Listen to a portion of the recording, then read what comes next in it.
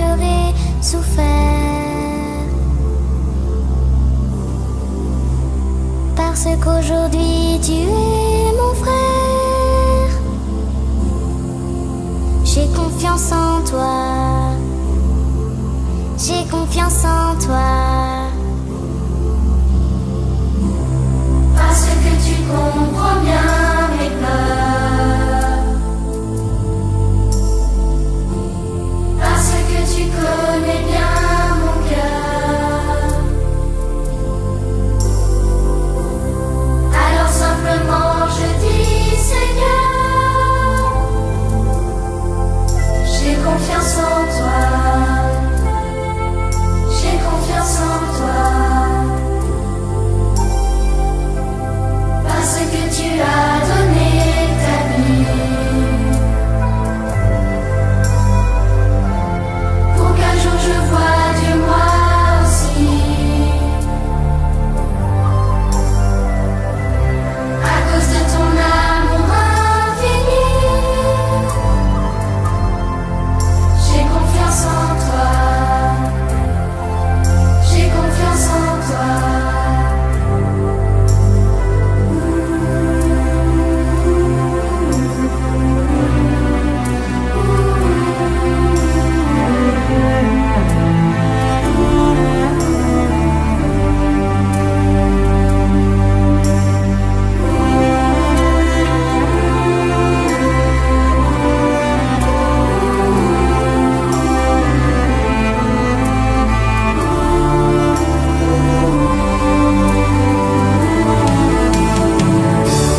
Puisque maintenant tu es vivant, puisque maintenant tu es puissant, parce que tu me dis ne crains pas,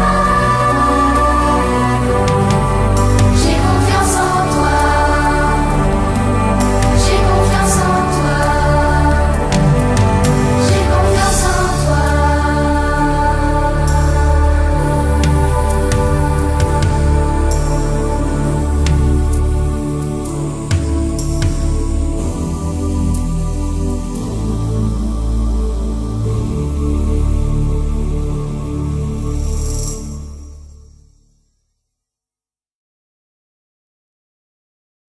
Alors, un bon sabbat à tout un chacun. Nous sommes dans le jour du Seigneur. Nous avons rendez-vous avec le Seigneur du jour. Et le Seigneur du jour a énormément de choses à nous dire, car il nous a protégés pendant toute la semaine, il nous a nourris, il nous a hébergés, il a pris soin de nous. Certaines personnes ont laissé notre terre, d'autres personnes sont nées, mais nous savons que Dieu nous aime et il a énormément de choses à nous dire en ce jour de sabbat. Donc, c'est à nous de faire silence, d'écouter sa parole. Donc, demain après-midi, nous allons présenter une étude sur la transfiguration. Et c'est une étude que je demande aux enfants de ne pas rater. Donc, je n'ai même pas encore présenté le sujet de ce soir. Je vous parle déjà de demain. Vous avez déjà remarqué ça. Donc, ne ratez pas le sujet de demain qui aura une orientation prophétique. L'étude de ce soir aussi aura une orientation prophétique, mais j'aimerais vous interpeller sur beaucoup d'aspects, des choses qui se passent dans le monde, ainsi que votre responsabilité en tant qu'enfant. C'est un privilège que vous avez d'être dans des familles chrétiennes. Et nous allons voir ça tout à l'heure. Donc, je sais que, alors, je salue tous ceux qui sont sur la ligne, tous ceux qui sont sur Zoom, et bienvenue. Donc, notez vos questions, les enfants. Notez-les sur un papier et demain après-midi, Dieu voulant, je vous accorderai un moment pour pouvoir les poser. Alors, les questions peuvent ne pas concerner les sujets que je vais présenter, hein. Ça peut être quel que soit le sujet. Donc, notez-les. Alors, je remercie l'association ADD SJIF, Association de Paris, n'est-ce pas, qui a permis ce séminaire, qui m'a fait l'honneur de présenter ce séminaire. Donc, je crois par la grâce de Dieu que nous allons passer un beau moment. Et il y a plusieurs tranches d'âge, n'est-ce pas? Il y a plusieurs tranches d'âge sur la ligne. Il y a des enfants, on avait dit de 9 ans jusqu'à l'adolescent, mais peut-être qu'il y a des enfants encore plus jeunes. Donc, sentez-vous à l'aise. Et comme je vous ai dit, n'hésitez pas à poser des questions. Alors, les enfants, vous êtes dans un foyer, vous avez maman, vous avez papa qui prennent soin de vous. Dans certains foyers, papa n'est pas là, c'est maman seule. Bon, c'est assez rare. Des fois, maman n'est pas là, c'est papa, mais c'est assez rare. Et vous grandissez et maman et papa font tout leur possible pour vous donner une bonne éducation.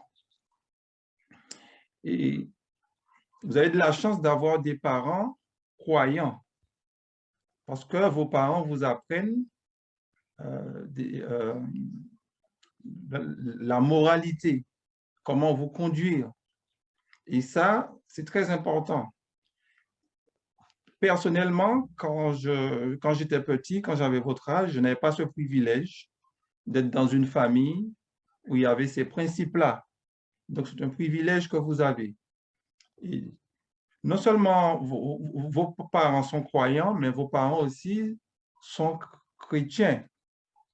Chrétiens, il y a une différence entre croyants et chrétiens parce qu'il y a beaucoup de religions, mais la particularité, c'est chrétien, c'est que nous avons des valeurs chrétiennes, c'est-à-dire basées sur l'amour. Les autres religions ne mettent pas l'accent sur l'amour. Ils ne mettent pas l'accent sur ça. Les autres religions mettent l'accent sur ce qu'il faut faire. Hein? Comment faire pour apaiser un Dieu qui est en colère. Mais la religion chrétienne est basée sur l'amour, sur agapé. Et c'est ce qui est merveilleux avec la religion. Et non seulement nous sommes dans la religion chrétienne, mais nous avons une particularité, nous sommes aussi adventistes. Ce qui veut dire que nous attendons le retour de Jésus et nous croyons aussi au sanctuaire, etc., etc.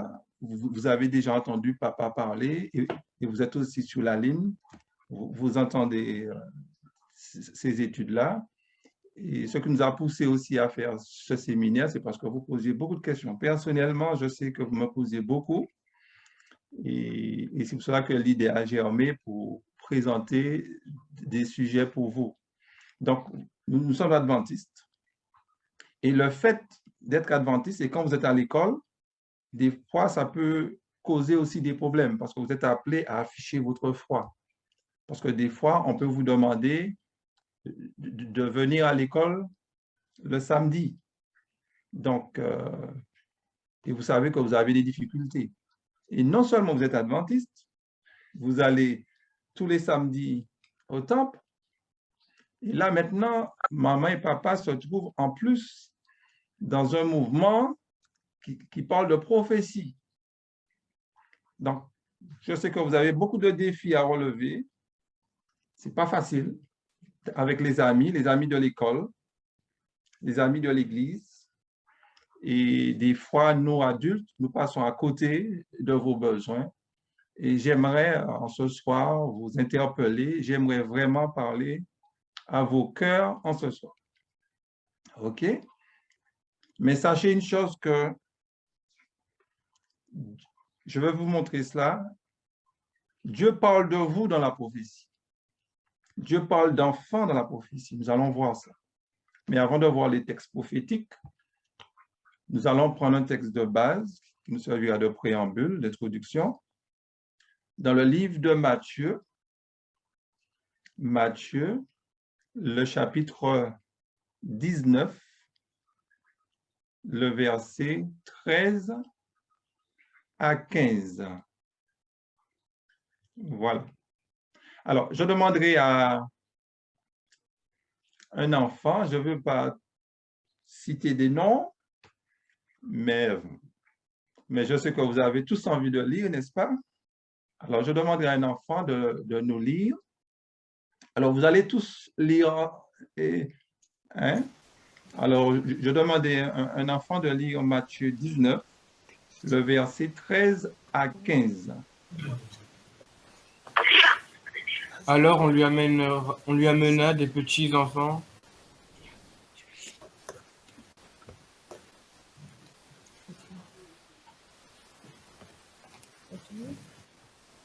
Alors on amena des petits enfants afin qu'il leur imposât les mains et pria pour eux. Mais les disciples les repoussèrent.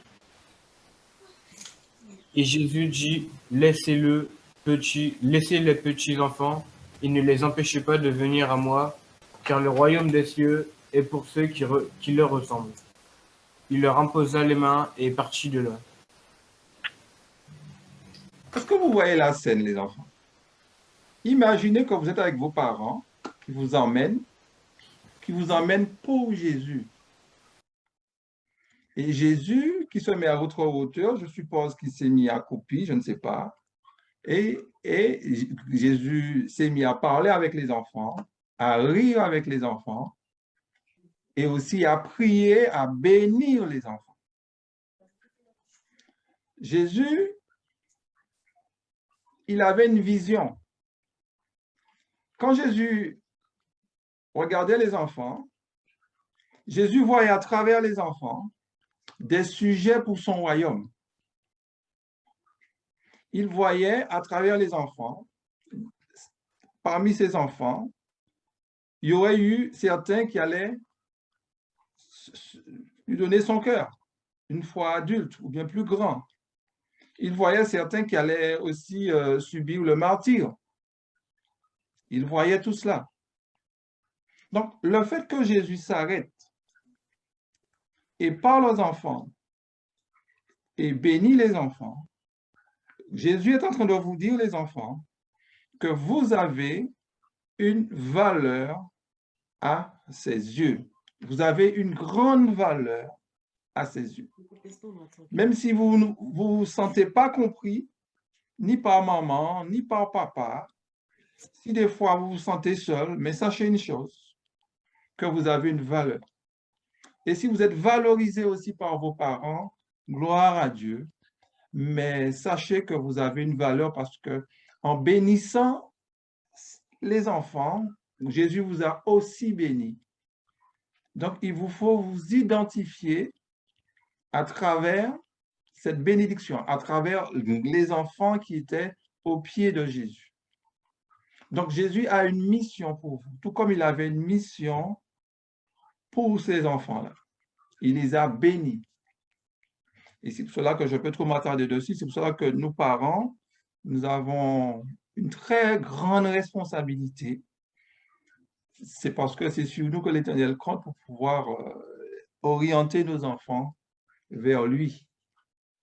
Comme je dis toujours, la famille que les chrétiens construisent n'a rien à voir avec la famille que les gens du monde construisent.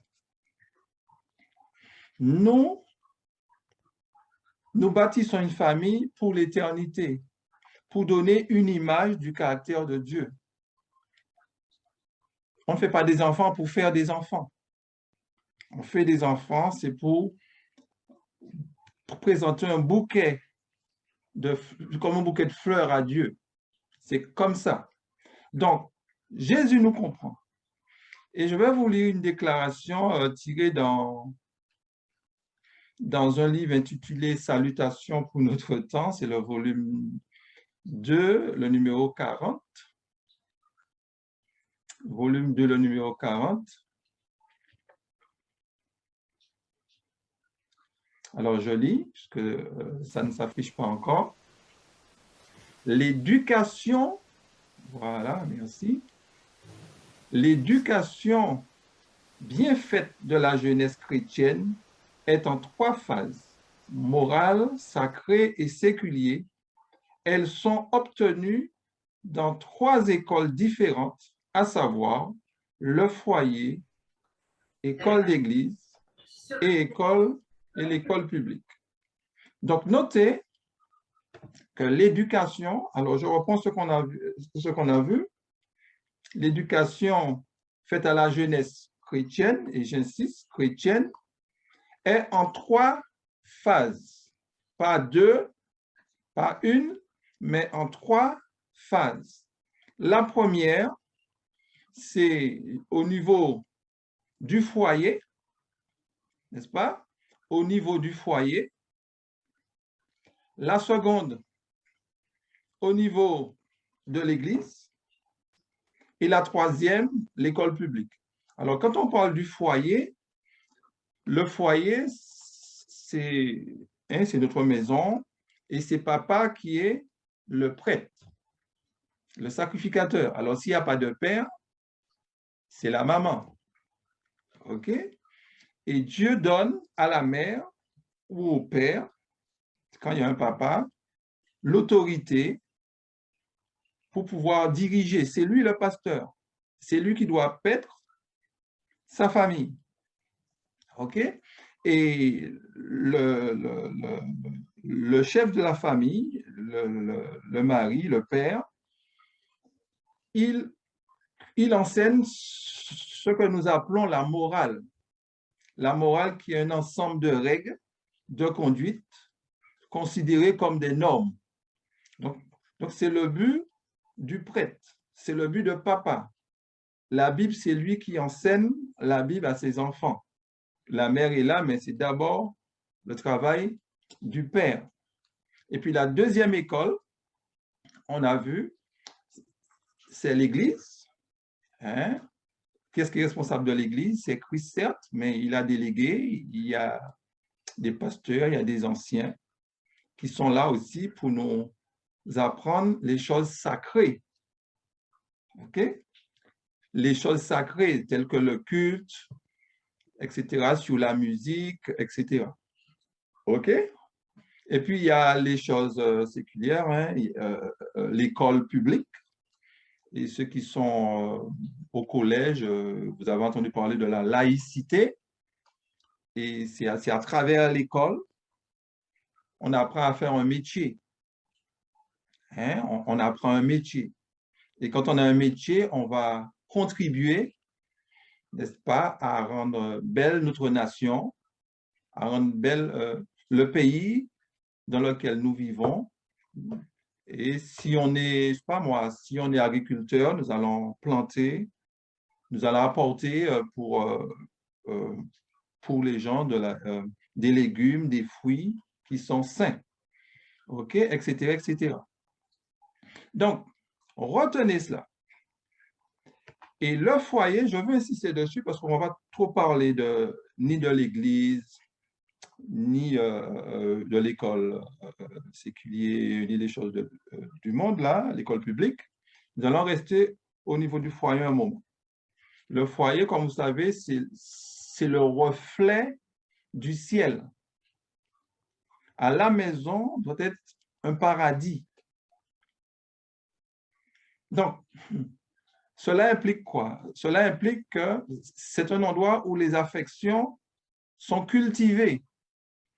C'est là qu'on reçoit l'amour. L'amour, on ne le reçoit pas dans l'église, ni à l'école publique. L'amour, on le reçoit dans le foyer. C'est là qu'on le reçoit. Et quand on le reçoit dans le foyer, quand on ira au temple, à l'église, qu'est-ce qu'on va faire? On va pouvoir partager l'amour qu'on a reçu dans le foyer. Mais si on ne reçoit pas l'amour dans le foyer, qu'est-ce qu'on va faire? On ne pourra pas vraiment partager au sein de l'église. Encore, pire encore, dans la société, on ne pourra pas donner. Donc, là, nous allons nous arrêter sous la vie d'un enfant, sous la vie de Samuel, dans l'Ancien Testament. Et là, nous allons laisser quelques versets nous interpeller. Alors, un autre enfant, et là maintenant, je serai un peu plus direct sur vous, les enfants, parce que là, j'ai fait une généralité, mais là, nous allons écouter ce que Dieu a pour nous. 1 Samuel 2, le verset 1 et 2. Anne pria et dit, mon cœur se réjouit en l'Éternel, ma force a été enlevée par l'Éternel, ma bouche s'est ouverte contre mes ennemis, car je me suis réjoui de ton secours. Nul n'est saint comme l'Éternel, il n'y a point d'autre Dieu que toi, il n'y a point de rocher comme notre Dieu. Amen. Merci. Amen. Les amis, Anne, c'est clair, hein? Vous avez noté le texte. Anne qui était stérile et Anne qui demandait à Dieu de lui faire grâce. Mais Anne avait un mari, Elkana. Elkana était un prêtre, hein? C'était un homme, un lévite, c'était quelqu'un de très riche, c'était quelqu'un de pieux qui aimait Dieu, et sa femme aussi était comme son mari, elle était pieuse, mais elle avait un problème, elle était stérile. Donc, imaginez un couple qui s'aime, pieux, mais il manquait quelque chose dans la maison. Il n'y a pas suffisamment de joie, il n'y a pas d'enfants qui riaient, il manquait quelque chose. Et Anne était assez triste. Ici, vous avez l'image d'Elkana, c'est lui comment dire ça, le Lévi. Donc, il officiait dans le temple. Hein, il officiait dans le temple, il intercédait pour le peuple, il représentait le peuple, parce qu'un sacrificateur, c'est quelqu'un qui représente le peuple. OK? C'est comme un pasteur. OK? Donc, alors je disais que la femme, elle était stérile, Anne était stérile, et Anne était assez triste parce qu'il ne pouvait pas donner d'enfant à son mari. Alors, qu'est-ce que son mari a fait? Son mari a contracté un second mariage, hein, un second mariage, et ce second mariage-là ne lui a pas porté bonheur. Ce second mariage ne lui a pas porté bonheur parce qu'il y avait des querelles dans la maison. Et cette seconde femme, Pénina, enfantait et Anne n'enfantait pas. Et Anne se sentait inutile et ça créait de la jalousie et il y avait beaucoup de méchanceté entre les deux femmes. Donc, on ne va pas trop s'éterniser dessus parce qu'il y aurait beaucoup de leçons, mais par rapport à vous, on ne va pas trop s'éterniser dessus. Mais ce qu'il faut retenir, c'est que quand Anne va prier, quand Anne va élever son âme, Dieu va répondre à la prière d'Anne. Et Anne va faire une promesse à Dieu et Anne va consacrer, Anne promet à Dieu de lui consacrer l'enfant. Donc Anne, qu'est-ce qu'il va faire quand il aura l'enfant? Il va faire un cantique, il va composer un cantique et il va pour remercier Dieu. Et quand vous allez lire sur votre temps les paroles du cantique, vous verrez que Anne a même prophétisé. Il a prophétisé même la venue du Messie. Il a même prophétisé le triomphe du peuple de Dieu au temps de la fin. On a fait une étude sur la prophétie de Balaam. On peut aussi faire un jour la prophétie d'Anne aussi. Ce sont des prophéties similaires. OK? Donc, qu'est-ce qui va se passer, mes amis? Nous allons lire, c'est déjà affiché, 1 Samuel 3, le jeune Samuel 3, le verset 1 à 4. Le jeune Samuel était au service de l'Éternel devant Élie. La parole de l'Éternel était rare. En ce temps-là, les visions n'étaient pas fréquentes. En ce même temps, Élie, qui commençait à avoir les yeux troubles et ne pouvait plus voir, était couché à sa place. La lampe de Dieu n'était pas encore éteinte et Samuel était couché dans le temple de l'Éternel, où était l'arche de Dieu. Fais monter.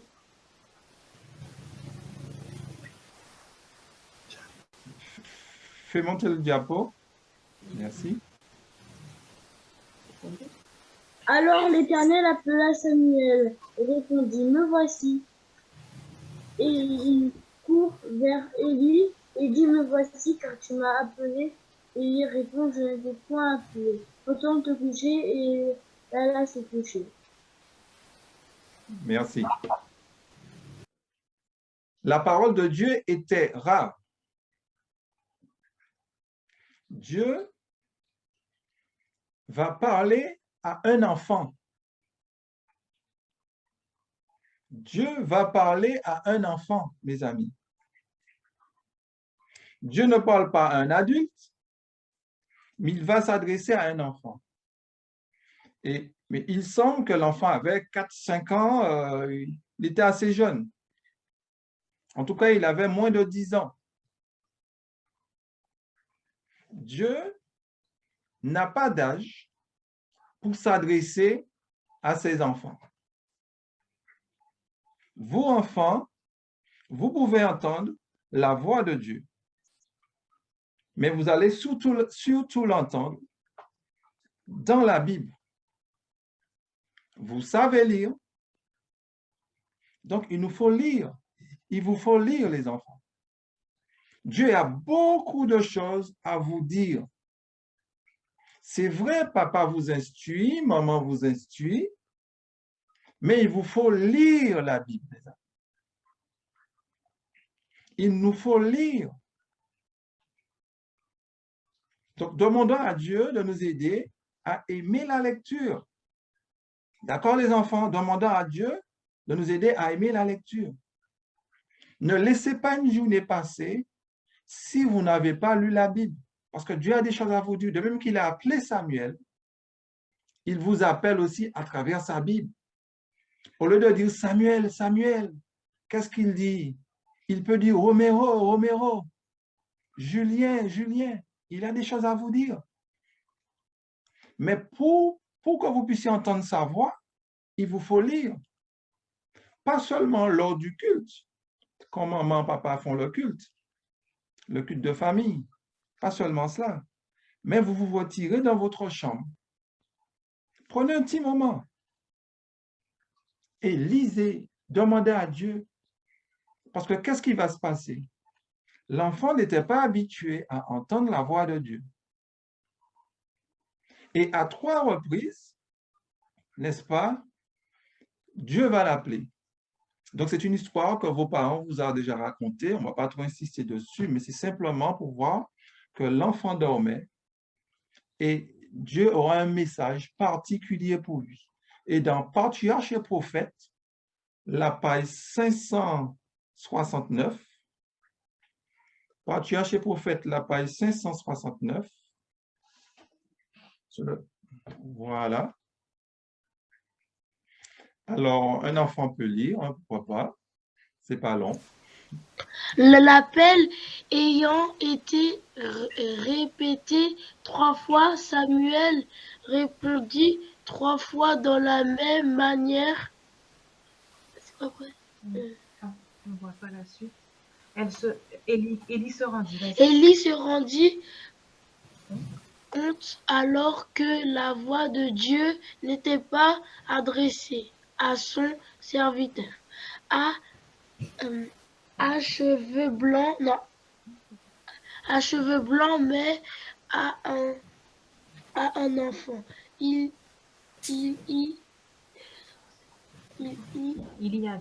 y avait là pour la maison du grand prêtre une une réprimande amère, mais combien méritée. Merci, merci, merci, merci. Donc, quand vous lisez l'histoire, les enfants, à 3 reprises, Dieu va appeler Samuel. À 3 reprises. Et à 3 reprises, Samuel ne va pas rester au lit. Il avait l'habitude de servir. Il aurait pu dire laisse le vieux monsieur parler parce qu'il pensait que c'était Samuel pas Samuel, Élie qui l'appelait. Mais à 3 reprises, qu'est-ce qu'il fait? Il ne reste pas au lit pour dire ah, je reste, le lit est bon. Qu'est-ce qu'il fait? Il se lève et il court. Parce que le texte nous dit il court, il se presse. Notez que Dieu ne s'adresse plus à Élie qui était sacrificateur, alors que Dieu était censé s'adresser à Élie, le sacrificateur. Mais Élie était infidèle. Dieu a pris un petit enfant pour pouvoir donner un message à Élie. Un petit enfant. Donc, il n'y a pas d'âge. Encore une fois, les enfants, il n'y a pas d'âge pour que Dieu ne puisse pas nous parler. On peut pas dire, oui, la parole de Dieu, ce n'est pas encore pour les enfants. Des fois, on raconte que des histoires aux enfants, que des histoires. On a peur de les inclure dans nos réunions d'adultes. Et je vais vous montrer, quand on va donner une orientation prophétique à l'étude, et vous verrez que les enfants doivent prendre une place très importante. OK? Alors, on poursuit dans 1 Samuel 3, le verset 15 à 18. Samuel resta couché jusqu'au matin, ouvrit les portes de la maison de l'Éternel. Samuel craignait et racontait la vision à Élie. Mais Élie appela Samuel et dit, Samuel, mon fils. Il répond, me voici. Et Élie dit, quelle est la parole que l'Éternel ne me cache rien, que Dieu dans toute sa rigueur, si tu me caches quelque chose de tout ce qu'il a dit. Samuel lui raconta tout, sans rien lui cacher. Et Élie dit, c'est l'Éternel qui fasse ce qui lui semblera bon. Merci. Samuel, le lendemain, vague à ses occupations et Samuel ne dit rien à Élie, le sacrificateur. Et Élie attendait que Samuel lui fasse un rapport. Qu'est-ce qui s'est passé? Qu'est-ce que Dieu t'a dit? Mais puisque ce n'était pas une bonne chose, une chose agréable que Dieu avait dit à Samuel, Samuel avait peur de dire ça à Élie. C'est parce que Dieu avait dit à Samuel qu'il avait rejeté la famille d'Élie. Donc, ce n'était pas une bonne nouvelle. Donc, Samuel ne voulait pas parler. Et Élie lui a ordonné de lui révéler qu'est-ce que Dieu lui a dit. Et c'était des révélations assez effrayantes pour l'enfant. Donc, remarquez la responsabilité que Dieu donne à un enfant. Vous trouvez pas ça un peu trop lourd pour un enfant? C'est le créateur de l'univers. C'est lui qui a façonné l'homme. Les enfants, savez-vous que vous pouvez faire beaucoup de choses pour Dieu? Vous pouvez faire beaucoup de choses pour Dieu. Quand vous prenez les évangiles, Jésus, il avait 11 ans, si ma mémoire est bonne. 11 ans ou bien 12 ans, j'ai un trou de mémoire. Et 12 ans. Et remarquez comment il connaissait les Écritures. Il connaissait les Écritures. Donc, les enfants, Dieu a des choses à nous dire. C'est vrai, maman et papa font ce qu'ils peuvent. Et des fois, on n'a pas toujours la nourriture comme on l'aurait souhaité. Mais ce que je vais vous faire comprendre ce soir, il vous faut aller chercher la nourriture. Lisez votre Bible. Prenez les livres d'Ellen White, les livres de l'Esprit Prophétie. Lisez ces livres. Papa, maman, ils ont ce qu'on appelle une compilation à la maison. Lisez. Dieu a un plan pour vous. Un enfant qui n'a même pas 10 ans, Dieu donne à cet enfant un message pour un papy. Un papy, c'est lui qui aurait dû enseigner, c'est lui qui aurait dû recevoir le message. Dieu donne à l'enfant.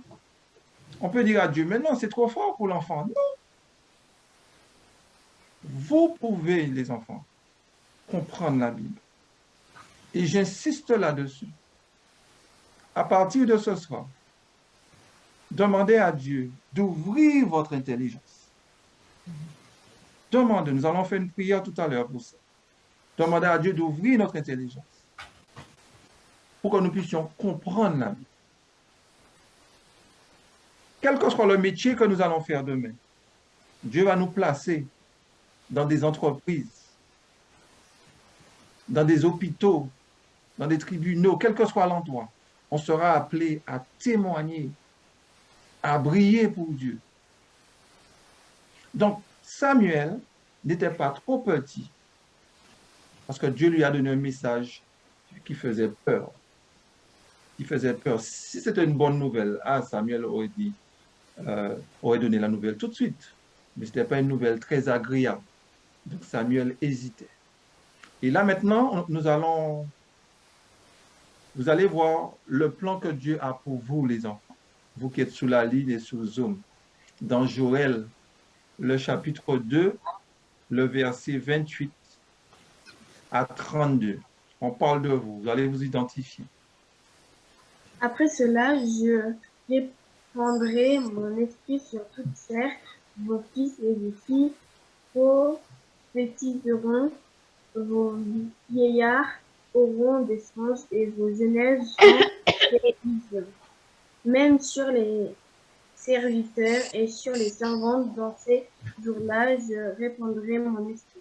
Je ferai paraître des prodiges dans les cieux et sur la terre, du sang, du feu et des colonnes de fumée. Le soleil changera en ténèbres et la lune en sang avant l'arrivée du jour de l'Éternel, de ce jour grand et terrible. Alors quiconque invoquera le nom de l'Éternel sera sauvé, le salut sera sur la montagne de Sion et à Jérusalem, comme a dit l'Éternel. Et parmi les réchappés que l'Éternel appellera. Merci. Joël 2, le verset 28 à 32. Après cela, nous venons de voir, qu'est-ce que Dieu fera? Il va répandre son esprit sur toute chair, toutes les générations. On parle de fils, on parle de filles, on parle de vieillards, on parle de jeunes gens, on parle d'ouvriers, on parle de serviteurs, on parle de servantes. On parle de toutes les classes de la société, à un moment donné, vont recevoir la puissance du Saint-Esprit. À quel moment cela se fera? Et des fois, certaines personnes appliquent ce verset en ce moment. Non.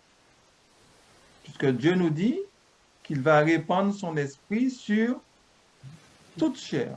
Et quand on lit, bon, c'est pas, on ne va pas trop insister dessus, mais quand vous allez lire le verset 27, je n'ai pas pensé à noter, le verset 27 nous dit, ça sera un moment où il y aura plus de confusion au sein de l'Église. Donc, le verset 28 à 31, mes amis, est dans le futur. Dieu a un plan pour nous, Dieu a un plan aussi pour vous, les enfants. Vous allez proclamer le grand cri. Le verset 28 à 32 nous présente nos familles,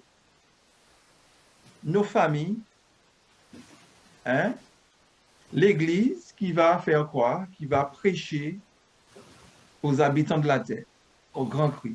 Donc Dieu va nous associer, Dieu va vous associer les enfants à la grande victoire finale.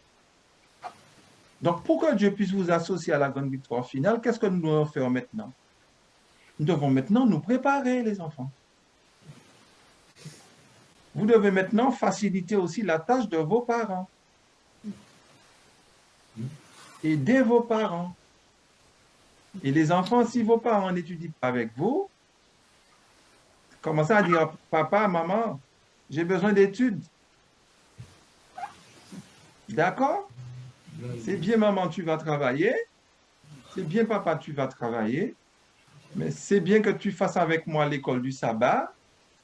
Hein? Ma leçon de l'école du sabbat, c'est parfait. Mais j'ai besoin aussi de nourriture solide. Mais les enfants, n'oubliez pas ce que Dieu vous a dit ce soir. Il vous faut lire. Il faut chercher l'information. Ne laissez pas vos parents seulement vous donner l'information. Allez le chercher. Vos parents font ce qu'ils peuvent. Mais vous, de même que vous prenez du temps pour jouer avec vos amis, vous prenez du temps pour faire certaines choses, ok, mais prenez du temps pour vous préparer pour cet événement-là. Quel événement? Au moment où nous allons proclamer le grand cri pour les habitants de la terre. Il y a des personnes qui sont dans d'autres dénominations, dans d'autres religions. Dieu se servira de vous. Dieu se servira de vous. Dieu peut se servir de vous aujourd'hui, quand vous allez à l'école, à travers votre témoignage, à travers les valeurs chrétiennes que vous avez reçues au sein du foyer. Donc, pensez les enfants, pensez à vous instruire et préparez-vous pour ce moment-là. OK? Parce que nous dit l'inspiration? L'inspiration nous dit au verset 30, je ferai quoi? Paraître des prodiges dans les cieux, sur la terre. Donc, Dieu se servira de nous. Même le soleil, la nature, va s'associer à nous. La nature va s'associer à nous pour avertir les gens, mes amis. Ne sous-estimez pas vos capacités. Vous allez dire à moi, je ne sais pas faire ci, je ne sais pas faire ça, je suis timide. C'est vrai. Mais Dieu va vous transformer. Dieu va vous transformer au fur et à mesure. Et puis vous allez parler avec la force que Dieu vous a donnée. OK? Nous irons aussi dans Joël, le chapitre 2, le verset 15 à 18. Sonnez de la trompette en Sion, publiez une convocation solennelle, assemblez le peuple, formez une sainte réunion, assemblez les vieillards, assemblez les enfants, même les nourrissons à la mamelle, que l'époux sorte de sa demeure et l'épouse de sa chambre. Qu'entre le portique et l'autel pleurent, les sacrificateurs, serviteurs de l'Éternel, et qui disent, l'Éternel épargne ton peuple, ne livre pas ton héritage à l'opprobre, aux railleries des nations. Pourquoi dirais-je, pourquoi dirait-on parmi les peuples où leur Dieu, l'Éternel est ému de jalousie pour son pays, et il épargne son peuple. Merci. Merci beaucoup. Alors, notez qu'avant le grand cri, avant que nous puissions avant d'avoir la puissance du Saint-Esprit sur nous, Dieu va nous convoquer. Dieu va nous convoquer. Il va nous convoquer. Et c'est là qu'on nous dit, mobilisons-nous. Dieu nous demande de nous mobiliser, de fréquenter nos réunions. Chaque fois il y a une prophétie qui est prêchée, c'est parce que là, on parle d'une réunion particulière, hein, mais je ne vais pas entrer dans le contexte du texte, mais je vais m'arrêter simplement pour nous montrer qu'il faut se rassembler, puisque nous avons compris que Dieu nous a programmés pas programmé. Dieu nous a donné un message et il nous dit qu'il va nous envoyer bientôt prêcher son dernier message. Donc, nous allons parler aux gens de ne pas prendre l'image de la bête. Nous allons leur parler du royaume, n'est-ce pas? Parce que le royaume sera... Et nous allons parler du royaume. Nous allons nous parler aussi à travers l'image, le message du royaume, à travers le message de l'image de la bête. Nous allons prêcher la justification par la foi à travers le message du royaume ainsi que l'image de la bête. Et les gens vont se donner. Donc, avant ce moment-là, nous sommes appelés à faire quoi? À nous mobiliser, à nous rassembler. Sonner de la trompette en Sion. Donc, c'est un message qui est adressé à Sion, à l'Église. Ce n'est pas adressé aux gens du monde, c'est un message spécifique. Et il est demandé à Sion de publier un jeûne, une convocation solennelle. Une autre fois, ça peut être un autre enseignant, on mettra l'accent sur cette convocation-là. Mais notez, il est dit assembler le peuple, former une sainte réunion, assembler les vieillards, assembler les enfants, assembler quoi encore? Même les nourrissons à la mamelle, que l'époux sort de sa demeure. Donc, il y a un grand... Dieu nous demande de nous rassembler. Une manière de nous préparer, mais toutes les générations. Alors, le papy, on dira peut-être qu'il est fatigué. Non, il est invité. L'enfant à la mamelle, on dit oui, peut-être qu'il va troubler la réunion parce qu'il va pleurer. Non, il faut l'inviter. Et à travers cette réunion-là, il y aura des instructions et Dieu va bénir son peuple. Et cette bénédiction protégera le peuple. Parce que notez le verset 17, on dit contre le portique, n'est-ce pas? Et l'autel pleurent les sacrificateurs. Que doivent dire les sacrificateurs, les pasteurs? Éternel, épargne ton peuple. Donc, cette réunion-là sera pour que l'Éternel puisse épargner son peuple. Le but de la réunion sera pour que l'Éternel puisse épargner son peuple. Et comme vous allez lire, quand on a lu le verset plus bas, on dit que l'Éternel va effectivement épargner son peuple. Donc, c'est très important. Et alors, quand on parle d'épargner son peuple, Dieu fait allusion à quel événement? Donc, les enfants, ce sont des choses que vous devriez savoir. Même si vous êtes encore adolescent ou bien vous n'êtes pas encore atteint cet âge, il faut savoir, avant le grand cri, avant que l'Église ne soit purifiée, n'est-ce pas, nous aurons une réunion. OK? Et pour dire à l'Éternel d'épargner son peuple. Alors, cette réunion-là, on peut commencer déjà à le faire, parce que c'est ce que nous faisons sous la ligne chaque week-end. Mais il arrivera un moment où ce verset que nous venons de lire sera vraiment d'actualité. Donc, quel châtiment? Épargné de quoi? C'est ce que l'on trouve dans Ézéchiel, le chapitre 9. Mais on ne va pas lire tout le chapitre, parce que c'est un chapitre que vous connaissez. On va lire du verset 4 au verset 6. L'Éternel lui dit, passe au milieu de la ville, au milieu de Jérusalem, et fais une marque sur le front des hommes qui soupirent et qui gémissent à cause de toutes les abominations qui s'y commettent. Et à mes oreilles, il dit aux autres, passez après lui dans la ville et frappez. Que votre œil soit sans pitié et n'ayez point de miséricorde. Tuez, détruisez les vieillards, les jeunes hommes, les vierges, les enfants et les femmes. Mais n'approchez pas de quiconque aura sur lui la marque. Et commencez par mon sanctuaire. Ils commencèrent par les anciens qui étaient devant la maison. Merci. Nous avons ici l'Éternel qui va s'approcher de la ville par l'intermédiaire des hommes, 6 hommes, et ces hommes auront comme mission de détruire. Donc, la réunion que nous avons vue dans Joël, le but de cette réunion sera pour nous préparer pour recevoir le sceau, parce qu'il y a des gens qui vont venir détruire, mais avant la destruction, notez, on va mettre le sceau sous le front. Donc, le sceau doit être apposé sur toutes les générations. Le vieillard, le jeune, l'époux, la servante, l'enfant aussi, le nourrisson.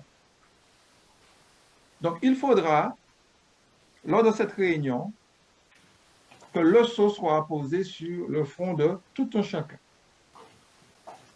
C'est important. Il faut, je répète, que lors de cette réunion, d'ailleurs, le but de nos réunions sur la ligne, tous les week-ends, c'est quoi? C'est le sceau. Nous parlons du scellement. C'est ce que nous faisons. Nous parlons du scellement. Et dans nos prières, qu'est-ce que nous disons? Éternel, épargne ton peuple. Épargne ton peuple. C'est ce que nous faisons. Mais à un moment donné, ça sera vraiment imminent. Aux dernières heures de l'histoire de l'Église, ça sera vraiment imminent. OK? Donc, Dieu a besoin de vous, les enfants. Puisque notez que lors de la destruction, regardez les générations qui vont périr. Quand on lit le verset 6, que vous avez sous les yeux, hein, on parle de vieillard, on parle de jeune homme, on parle de vierge, et notez qu'on parle aussi d'enfants. Donc, il y a des enfants aussi qui vont périr. Donc, c'est pour cela que Dieu va susciter une réunion, et il appelle toutes les générations. Donc, les enfants, vous pouvez vous identifier comme étant Samuel, et vous avez un message pour Élie, qui est nos pasteurs, nos dirigeants, nos frères et sœurs. Et ce n'est pas un message qui est agréable.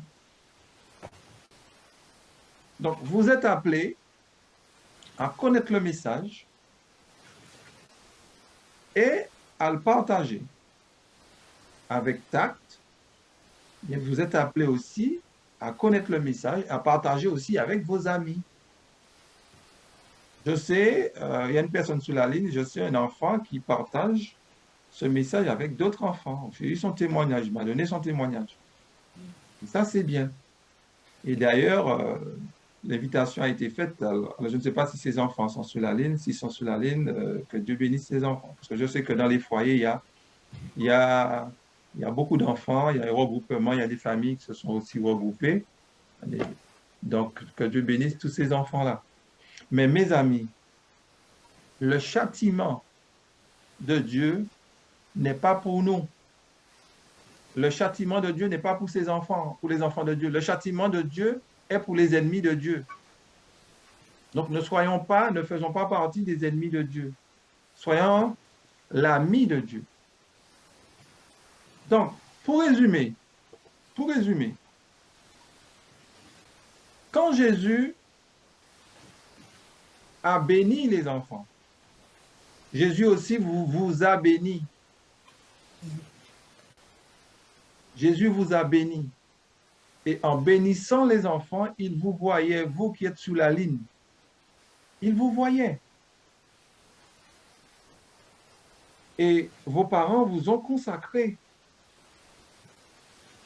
Vous avez quelque chose de très important à faire dans l'œuvre. Et vous avez vu 3 versets qui traitent de cela. OK? Où Dieu appelle les enfants. Dieu a un plan pour vous. Donc, si Dieu a un plan pour les enfants, il compte sur nous adultes de les encadrer et de tout faire pour que les enfants puissent trouver un bon environnement, pour qu'ils soient épanouis, pour qu'ils puissent diffuser, pour qu'ils puissent transmettre leur foi. Donc, nous allons prier et nous allons demander à Dieu de consacrer nos enfants. Nous allons même aussi demander à Dieu aussi pardon, parce que des fois, on n'a pas toujours été, nous, en tant qu'adultes, un exemple. Et des fois, nos enfants ne nous voient pas suffisamment dans notre Bible. Ils nous voient très souvent derrière l'ordinateur, en train de regarder la télé ou autre. Et l'enfant, des fois, ne peut pas suivre ses parents parce que les parents ne donnent pas l'exemple. Mais les enfants, n'oubliez pas, il vous faut apprendre à lire. Vous savez, Abraham, qui est notre père dans la foi, sa famille était idolâtre. Son papa, sa maman, idolâtre, adoraient des dieux étrangers. Mais Abraham, qu'est-ce qu'il a fait? Il a rencontré Dieu en étant enfant. À l'époque, la parole de Dieu, il n'y avait pas d'écrit. Comment il a fait? Dieu lui parlait. Donc les enfants, prenez l'habitude de prier, non pas seulement de lire, mais prenez l'habitude de prier. Ce soir, vous savez qu'est-ce que vous allez faire? Vous allez entrer dans votre chambre. Vous allez prier pour ce qu'on a vu ce soir. Vous allez demander à Dieu de vous aider à être un enfant fidèle, à être un témoin pour lui. Demandez à Dieu de vous aider à être obéissant, à comprendre le plan du salut. Et je répète, à comprendre le plan du salut, à comprendre les prophéties, certes, mais à comprendre aussi le plan du salut. Et ce sont les parents qui doivent le faire. On est d'accord? Donc, nous allons prier. Je ferai la prière. Je prierai dans ce sens. OK? Pour terminer. Alors, nous allons prier.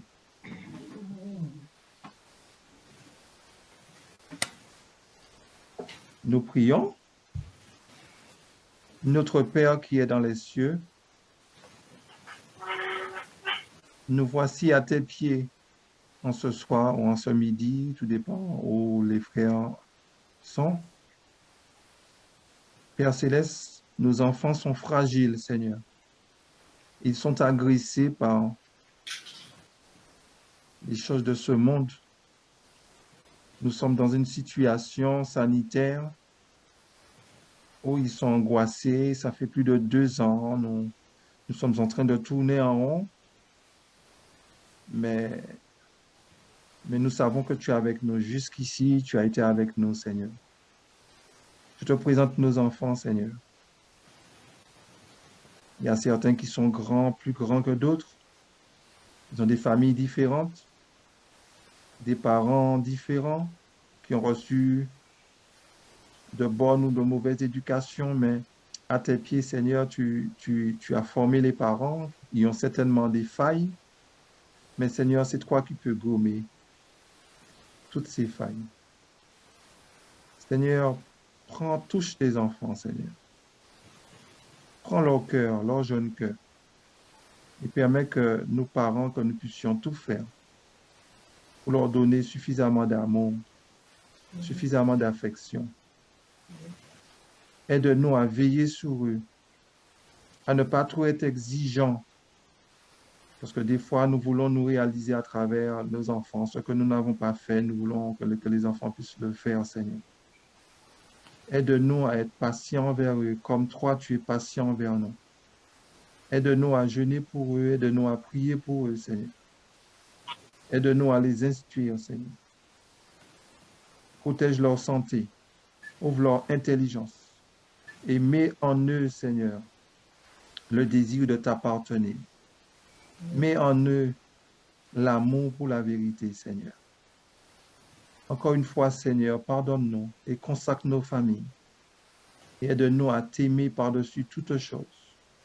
Ne permets pas aux enfants d'avoir de complexe de servir, mais que tu puisses leur accorder l'autorité que donne ton évangile et qu'ils soient fiers de porter ton nom, Seigneur. Qu'ils ne puissent pas baisser la tête, mais sans arrogance, qu'ils puissent lever la tête et être fiers de témoigner pour toi, car tu es digne d'être servi, Seigneur. Tu es digne d'être adoré. Tu es digne d'être exalté, Seigneur. C'est pour cela que nous nous tournons vers toi. Nous te salmodions et nous te remercions. Nous t'avons prié en Jésus pour ta gloire. Amen.